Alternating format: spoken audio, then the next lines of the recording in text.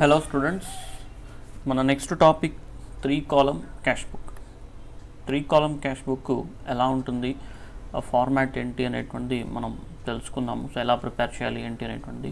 ఇక్కడ మనకు కొన్ని ట్రాన్సాక్షన్స్ అనేటువంటిది ఇవ్వబడి ఉన్నాయి. సో వీటి ద్వారా మనం 3 కాలమ్ క్యాష్ బుక్ అనేటువంటిది ప్రిపేర్ చేయాలి. సో ముందుగా 3 కాలమ్ క్యాష్ బుక్కి సంబంధించిన ఫార్మాట్ చూద్దాం. So this is the format of 3 column cash book. So left hand side, right hand side, a date column, particulars, LF ledger folio number, discount allowed column, cash column, bank column. అదే విధంగా right hand side date column, particulars column, LF discount received, cash column, bank column. So ఇందులో మనకేంటంటే ఈ discount allowed nominal accounting rule ప్రకారంగా తీసుకోవాలి. ఇది జాగ్రత్తగా పరిశీలించండి. సో డిస్కౌంట్ అలౌడ్ అనేటువంటి నామినల్ అకౌంటింగ్ రూల్ ప్రకారంగా ఎక్స్పెన్సెస్ కాబట్టి, అంటే డిస్కౌంట్ అలౌడ్ అనేటువంటి ఎక్స్పెన్స్ కాబట్టి డెబిట్ చేసుకుంటున్నాం. And cash real accounting rule, cash real accounting rule. Bank విషయానికి వస్తే మనకు పర్సనల్ అకౌంటింగ్ రూల్ ప్రకారంగా తీసుకోవాలి. సో పర్సనల్ అకౌంటింగ్ రూల్ ఏదైతే చెప్తుందో దాని ప్రకారంగా మనం ఇది ఫాలో అవ్వాలి. బ్యాంక్ రిసీవర్ అయితే డెబిట్ చేసుకోవాలి, బ్యాంక్ గివర్ అయితే క్రెడిట్ చేసుకోవాలి. అదేవిధంగా క్యాష్ రియల్ అకౌంటింగ్ రూల్ ప్రకారంగా తీసుకుంటున్నాం కాబట్టి క్యాష్ కమ్స్ ఇన్ అయితే డెబిట్ చేసుకుంటాం, క్యాష్ గోస్ అవుట్ అయితే క్రెడిట్ చేసుకుంటాం. వీటిని రాయాలి అన్నప్పుడు, అంటే ఈ 3 కాలమ్ క్యాష్ బుక్ ప్రిపేర్ చేయాలనుకున్నప్పుడు మనకు బేస్ లెడ్జర్స్, బేస్ వచ్చేసి జర్నల్ ఎంట్రీస్. జర్నల్ ఎంట్రీస్ ప్రాపర్గా మనకు తెలుసుకోగలిగితే ఇవి ప్రిపేర్ చేయడం చాలా ఈజీగా ఉంటుంది. సో ప్రతి పర్సన్ కూడా అకౌంటెన్సీ నేర్చుకునేటువంటి వ్యక్తి కంపల్సరీగా జర్నల్ ఎంట్రీస్ నేర్చుకొని తినాలి. జర్నల్ ఎంట్రీస్ లేకపోతే ఇవన్నీ నేర్చుకోవడం కష్టం.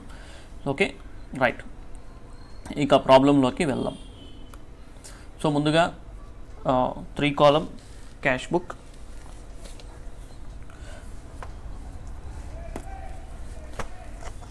March 2015 March 1.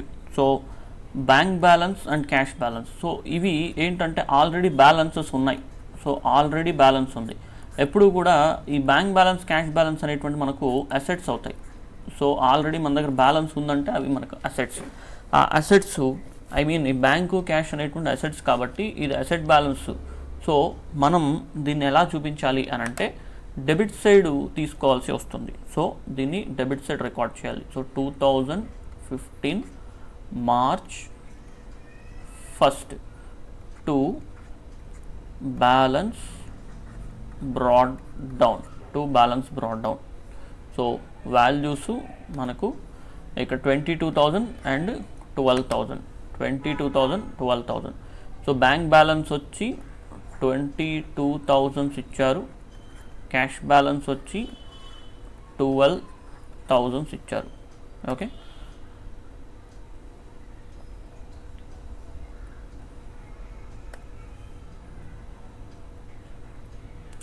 Sorry,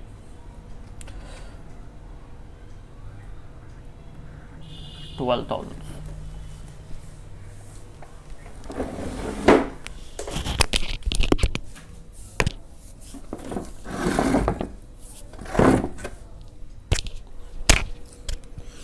One minute please, just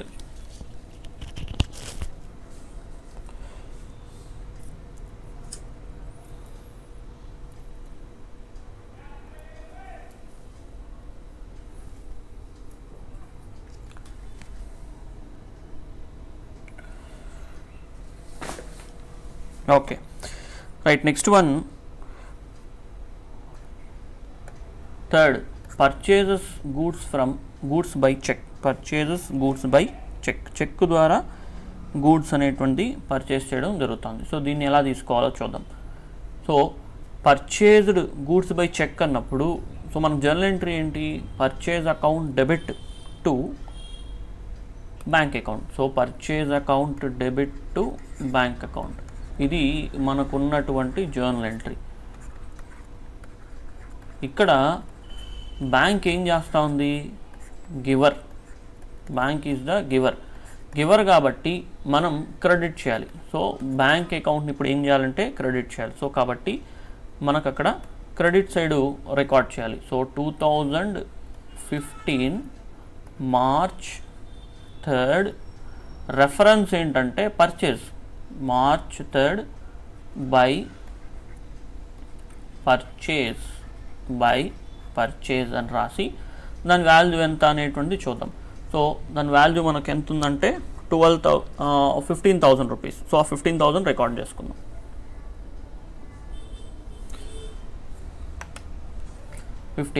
bank కాలంలో రాయాలి, క్యాష్ కాలం కాదు, ఎందుకంటే చెక్ ట్రాన్సాక్షన్ కాబట్టి. Okay, next one 8th, sale of goods for cash 10,000. So దీనికి జర్నల్ ఎంట్రీ చూద్దాం. సో మనకు sale of goods for cash 8th date ఇది. So ఇది 3rd డేటు, ఇది 8th date. Cash account to sales account, ఇది మనకు ఉన్నటువంటి జర్నల్ ఎంట్రీ. సో దీనికి వాల్యూ ఎంత మనకు 10K. ఇప్పుడు ఇక్కడేమవుతుంది, ఈ ట్రాన్సాక్షన్ ప్రకారంగా క్యాష్ ఏమవుతుంది, రిసీవ్ కమ్స్ ఇన్ అవుతుంది. కమ్స్ ఇన్ కాబట్టి మనం దీన్ని ఏం చేయాలంటే డెబిట్ చేసుకోవాలి. మనకు దీంతో పని లేదు, సేల్స్తో అవసరం లేదు. మనం ఏ అకౌంట్ మనం వేసేది ఏంటి అంటే క్యాష్ కాలము, బ్యాంక్ కాలము, డిస్కౌంట్ కాలము, వాటికి సంబంధించిందే మనం తీసుకోవాలి. సో ఇప్పుడు మనకు క్యాష్ కమ్స్ ఇన్ కాబట్టి దాన్ని డెబిట్లో రికార్డ్ చేసుకుందాం. So to sales account. So date వచ్చి 8th. So March 8th to sales. So cash కాలంలో అమౌంట్ వచ్చి 10,000. రెఫరెన్స్ అన్నమాట మనకు అది. సో క్యాష్ రావడానికి గల కారణం ఏంటి అంటే సేల్స్. సో కాబట్టి to sales account. Next purchase machinery by cheque ద్వారా మెషిన్ పర్చేజ్ చేయడం జరుగుతుంది. సో దీనికి జర్నల్ ఎంట్రీ అనేటువంటి చూద్దాం. పర్చేజ్ మిషనరీ కదా, సో ఎంట్రీ ఏంటి, machinery account debit to bank account. ఎందుకు అని అంటే చెక్ ద్వారా పర్చేస్ చేయడం జరిగింది. మెషినరీ అనేటువంటి చెక్ ద్వారా పర్చేస్ చేసినాం. సో 20,000. సో కాబట్టి ఇప్పుడు ఇక్కడ బ్యాంక్ ఏమవుతుంది, గివర్ అవుతుంది, క్రెడిట్ సైడ్ ఉంది. సో గివర్ కాబట్టి మనం 3 కాలం క్యాష్ బుక్లో క్రెడిట్ సైడ్ రికార్డ్ చేయాలి. So March 12th by machinery account. So bank కాలంలో రికార్డ్ చేద్దాం. So 20,000. Next sold goods and received cheque. దీనికి జర్నల్ ఎంట్రీ రాద్దాం. సో జర్నల్ ఎంట్రీ గాన తెలుసుకోగలిగితే ఈజీగా మనం ట్రాన్సాక్షన్ అనేటువంటిది ఎంటర్ చేయొచ్చు అనమాట. సో జర్నల్ ఎంట్రీ లేకుండా మనం ఇది రాయలేం. సో దీనికి జర్నల్ ఎంట్రీ ఏంటి అంటే bank account to sales account. So ఇప్పుడు బ్యాంక్ ఏం చేస్తుంది అక్కడ, receiver. So bank is the receiver కాబట్టి మనం పర్సనల్ అకౌంటింగ్ రూల్ ప్రకారంగా డెబిట్ చేసుకోవాలి. సో పర్సనల్ అకౌంటింగ్ రూల్ ప్రకారంగా డెబిట్ చేసుకోవాలి. So March 16th to sales. Reference ఏంటి మనకు, sales is the reference. To sales account ఎక్కడ రాయాలి, బ్యాంక్ కాలంలో రాయాలి. సో అమౌంట్ వచ్చి బ్యాంక్ కాలంలో ఎంత అంటే 5,000. Next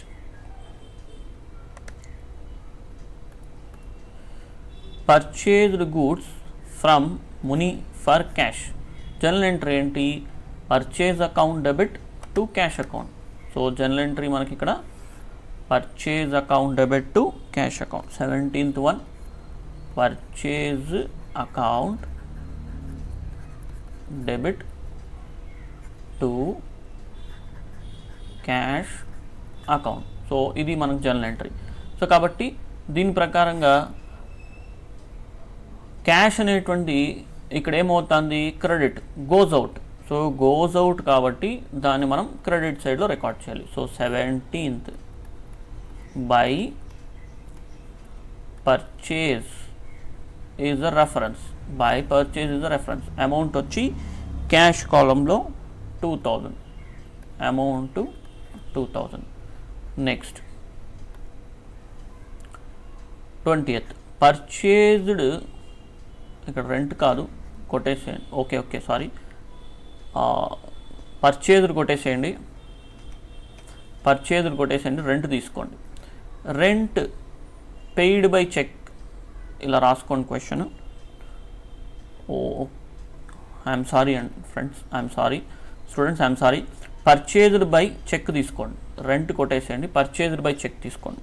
so purchased by cheque అన్నప్పుడు మనకి ఏమవుతుంది ఎంట్రీ అంటే purchase account debit to bank account, purchase account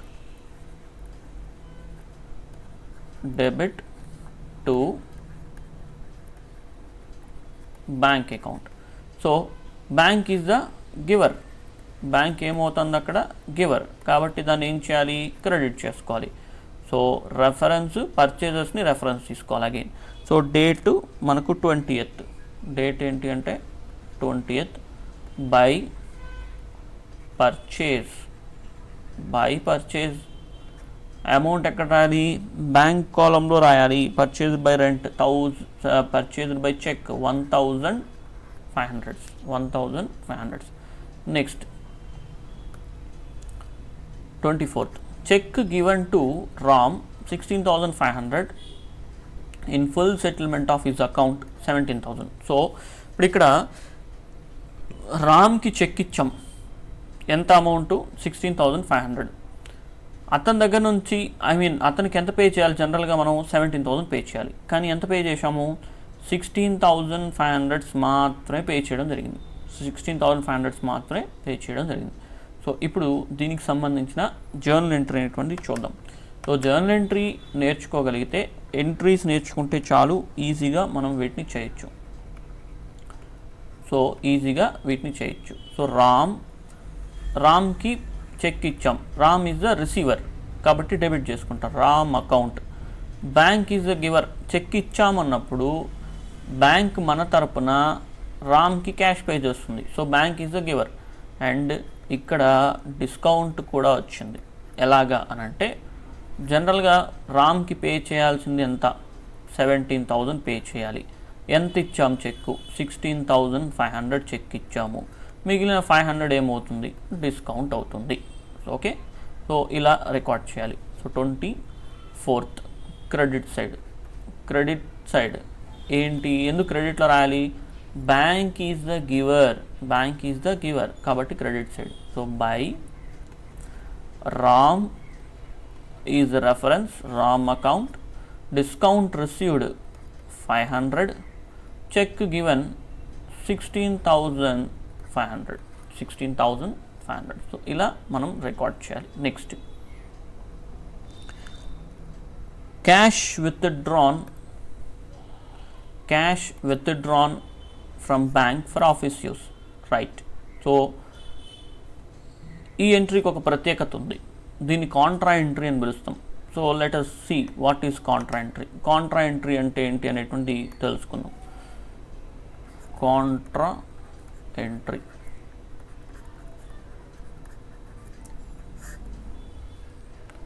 entry అంటే ఏంటంటే an entry which consists of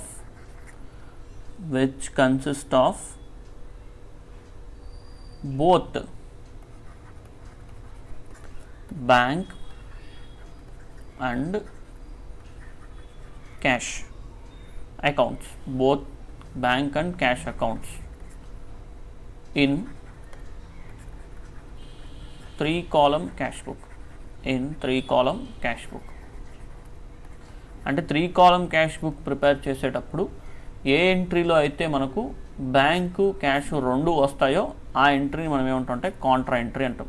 so దాన్ని ఏమంటామంటే ఇక్కడ కాంట్రా ఎంట్రీ అని పిలవడం జరుగుతుంది. సో ఇప్పుడు మనకు cash withdrawn from bank for office use అన్నాడు, దానికి జర్నల్ ఎంట్రీ ఏమొస్తుంది అని అంటే cash comes in, cash account debit, bank is the giver, bank account credit. So దీన్ని కాంట్రా ఎంట్రీ అని పిలవడం జరుగుతుంది. ఓకే, సో వాస్తవానికి కాంట్రా ఎంట్రీ అంటే క్లారిటీగా మీనింగ్ ఏంటంటే 3 కాలమ్ క్యాష్ బుక్ కాకుండా జనరల్గా కాంట్రా ఎంట్రీ ఏంటంటే an entry which appears on both sides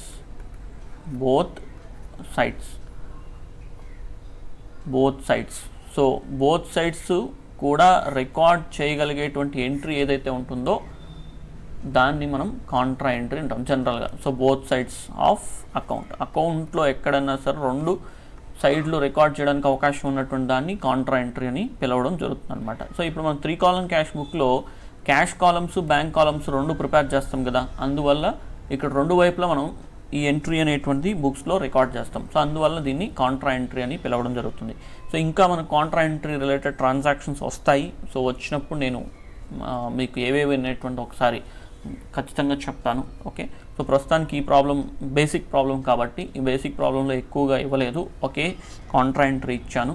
okay right, so దీన్ని మనం రికార్డ్ చేసుకున్నాం. ఎలా రికార్డ్ చేయాలి కొద్దిగా జాగ్రత్తగా వినండి. సో కాంట్రా ఎంట్రీస్ దగ్గర కన్ఫ్యూజ్ అవుతారు. సో మనకు చూడండి 27th ఎంట్రీ ఏంటి, మనకు cash account debit to bank account, ఇది మనకు entry. Cash comes in goes out, cash ఏమవుతుంది ఈ ట్రాన్సాక్షన్ ప్రకారంగా మనకు కమ్స్ ఇన్ అవుతుంది. క్యాష్ ఏమవుతుందంటే కమ్స్ ఇన్ కాబట్టి క్యాష్ కాలంలో ఇది డెబిట్ అవ్వాలి, బ్యాంక్ కాలంలో ఇది క్రెడిట్ అవ్వాలి. క్యాష్ కాలంలో అమౌంట్ అనేటువంటి డెబిట్ అవ్వాలి, బ్యాంక్ కాలంలో అమౌంట్ అనేటువంటి క్రెడిట్ అవ్వాలి. సో కాబట్టి దీన్ని ఎలా చేయాలి అని అంటే టు బ్యాంక్ అనేటువంటి రెఫరెన్స్ తీసుకోండి, టు బ్యాంక్ అకౌంట్ అని రెఫరెన్స్ తీసుకొని అమౌంట్ ఎక్కడ రాయాలి, క్యాష్ కాలంలో రాయాలి. అమౌంట్ ఎక్కడ రాయాలి అంటే క్యాష్ కాలంలో రాయాలి. 10,000. నెక్స్ట్ క్రెడిట్ వైపు బై క్యాష్ అనేటువంటి రెఫరెన్స్ తీసుకొని, సో బై క్యాష్ అకౌంట్ అని రెఫరెన్స్ తీసుకొని బ్యాంక్ కాలంలో అమౌంట్ అనేటువంటి రాయాలి. తర్వాత ఇక్కడ ఎల్ఎఫ్ కాలం ఉంది చూసారా, ఆ ఎల్ఎఫ్ కాలంలో మనం సి అనేటువంటి లెటర్, నాట్ వర్డ్, సి అనేటువంటి లెటర్ని ఇండికేట్ చేయాలి. అంటే దాని అర్థం ఏంటంటే కాంట్రా అని ఇండికేట్ చేస్తుంది అనమాట. సో కాంట్రా అని మనకు ఇండికేట్ చేయడం జరుగుతుంది. Okay, next rent paid by cheque, simple. Journal entry ఏంటి, rent account debit to bank account. So bank is the giver కాబట్టి credit side 30 by rent is the reference, rent account amount వచ్చి ఇక్కడ మనకు 8,000. Next salaries paid, last one salaries paid 31st 12,000, salaries paid 12,000. ఇక్కడ కూడా paid salaries, cash goes out కాబట్టి credit side by salaries, amount cash కాలంలో వేరే bank కాలంలో cash కాలం. So 12,000. Okay, so ఇలా మనం ప్రాబ్లం అనేటువంటి రికార్డ్ చేయాల్సి వస్తుందన్నమాట. సో నెక్స్ట్ ఇది అయిపోయిన తర్వాత మనం చేయవలసినది ఏంటి అని అంటే అకౌంట్ క్లోజ్ చేయడం. అకౌంట్ ఎలా క్లోజ్ చేయాలి? సో ఫస్ట్ ఆఫ్ ఆల్ ఇక్కడ చూడండి,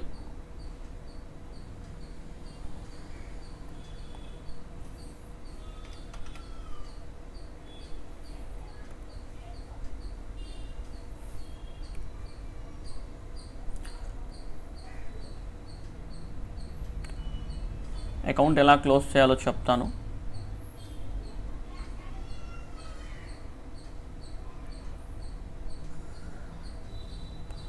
ఒక లెడ్జర్ ఎట్లా క్లోజ్ చేస్తామో ఆ విధంగానే ఇక్కడ కూడా అకౌంట్ క్లోజ్ చేస్తాము. సో కాకపోతే ఇక్కడ ఫస్ట్ థింగ్ మనం గమనించాల్సింది డిస్కౌంట్ కాలమ్స్ని జస్ట్ టోటల్ చేసి వదిలేయాలి. ఇక్కడ ఏమీ లేదు వదిలేయండి.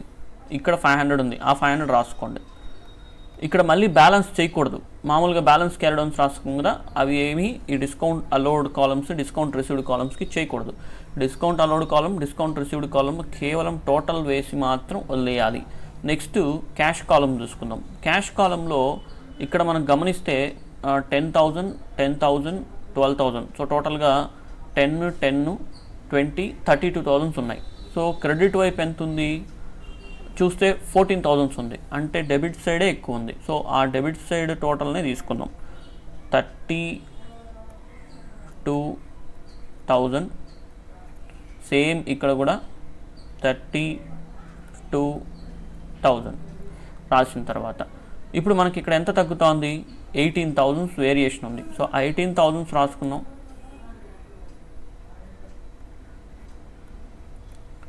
18,000 ఇక్కడ బై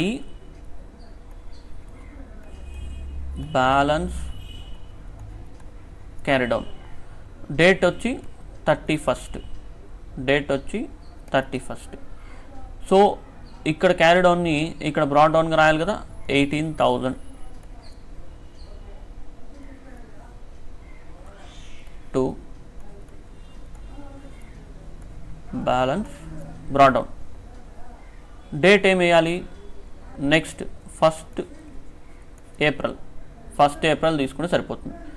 నెక్స్ట్ అదేవిధంగా బ్యాంక్ కాలం టోటల్ చేద్దాం. సో బ్యాంక్ కాలము క్రెడిట్ సైడ్ ఎక్కువగా ఉంది, చూస్తే గమనిస్తే క్రెడిట్ సైడ్ ఎక్కువ ఉంది. So 15,000 plus 20,000 plus 1,500 plus 16,500 plus 10,000 plus 8,000, so టోటల్గా 71,000 మనకు కనబడుతుంది. సో ఆ 71,000నే మనం ఏం చేయాలంటే రెండు వైపులా కూడా 71,000 రికార్డ్ చేసుకుందాం.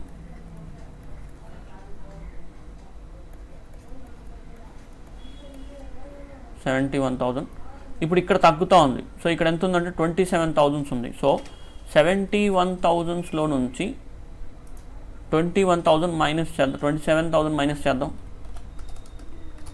44,000 బ్యాలెన్స్ వస్తుంది. సో ఆ 44,000ని ఇక్కడ రాసుకోండి. 44,000 ఒక లెడ్జర్ ఎట్లా క్లోజ్ చేస్తామో ఆ విధంగానే. So to balance carry down, so date వచ్చి 31st అండ్ ఆపోజిట్లో by balance brought down 44,000. So 1st April, okay, 2015. ఈ విధంగా 3 కాలమ్ క్యాష్ బుక్ అనేటువంటి క్లోజ్ చేయాల్సి వస్తుంది. సో కాస్త జాగ్రత్తగా చూసుకోండి. మనకు ప్రాబ్లమ్స్లో ఒక్కొక్కసారి క్లోజింగ్ బ్యాలెన్స్ 2 క్రెడిట్ వైపు రావచ్చు, ఒక్కొక్కసారి 2 డెబిట్ వైపు రావచ్చు, ఎలాగైనా ఉంటాయి. ఒకటి ఇది కూడా రావచ్చు అనమాట. సో ఇదే రావాలి అనేటువంటి ఏమీ రూల్స్ అంటూ ఏమీ లేవు. Okay, right. So be careful, కొద్దిగా జాగ్రత్తగా ప్రాబ్లం చూసుకోండి.